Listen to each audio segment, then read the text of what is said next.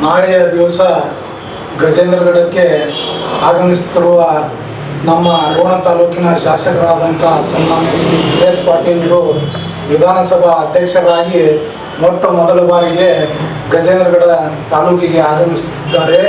ಅದರ ಸಲುವಾಗಿ ನಾವು ಎಲ್ಲ ಕಾರ್ಯಕರ್ತರು ಹಾಗೂ ಎಲ್ಲ ಸಮಾಜ ಬಾಂಧವರು ಕೂಡಿ ಅವರು ವಿಜೃಂಭಣೆಯಿಂದ ಕಿತ್ತೂರು ಚೆನ್ನಮ್ಮ ಸರ್ಕಲ್ನಿಂದ ಹಾಗೂ ಕೆ ಸರ್ಕಲ್ವರೆಗೂ ಅಭೂತಪೂರ್ವಕ ಸ್ವಾಗತವನ್ನು ಕೋರ್ತಾ ಇದ್ದೇವೆ. ಹಾಗೆ ಈ ಮೊಟ್ಟ ಮೊದಲ ಬಾರಿಗೆ ಅವರು ಸಚಿವ ಸ್ಥಾನವನ್ನು ಪ್ರಯತ್ನದಲ್ಲಿ ಇದ್ದರು. ಆ ಪ್ರಯತ್ನದಲ್ಲಿ ಡಿ.ಕೆ. ಶಿವಕುಮಾರ್ ಸರ್ಕಾರದಲ್ಲಿ ಆ ಪ್ರಯತ್ನ ದೊಡ್ಡ ಮಟ್ಟದ ಒಂದು ವಿಧಾನಸಭಾ ಅಧ್ಯಕ್ಷ ಸ್ಥಾನವನ್ನು ಕೊಟ್ಟು ಅವರಿಗೆ ನಮ್ಮ ತಾಲೂಕಿಗೆ ಒಂದು ಕೀರ್ತಿ ಬಂದಂಗಾಗಿದೆ. ಅದರ ಸಲುವಾಗಿ ನಾಳೆ ಎಲ್ಲ ಕಾರ್ಯಕರ್ತರು ಬಂದು ಅವರಿಗೆ ಶೋಭೆ ಕೊಡಬೇಕಾಗಿ ವಿನಂತಿ ಮಾಡ್ಕೋತೀವಿ.